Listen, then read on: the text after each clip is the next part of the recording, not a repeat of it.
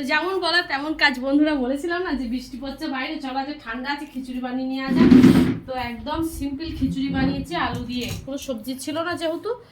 আর এখানে বানিয়েছি আরে বাবা গরম, পটল ভাজা, বেগুন ভাজা, আচ্ছা আলু ভাজা, আর এই কেনা আছে কি আছে বলো দেখিনি, এইটাই আছে যে বাঙালির সেই বিশ্ববিখ্যাত পাঁপড় ভাজা, খিচুড়ির সাথে পাঁপড় ভাজা না হলে হয়। আজকে ডিম করিনি তো, আজকে মনে হলো একটু নিরামিষ খাই, মাছ ডিম তো খাওয়াই হয়। আর এখানে বাবা নিয়ে এসেছে মিহিদানা, মিহিদানাটা ঢালা হয়নি, হঠাৎ করে ঠিক হলো খিচুড়ি করব, ঠিক ছিল না যে খিচুড়ি করবো, বৃষ্টিটা পড়ছে দেখে বাবা বললাম খিচুড়ি বানাবো, বাবা বললো তাহলে বানা, তো সেই জন্য খিচুড়িটা বানালাম। আর এখানে মিহিদানা, ও বা খেয়ে নাও ঠান্ডা হয়ে যাবে,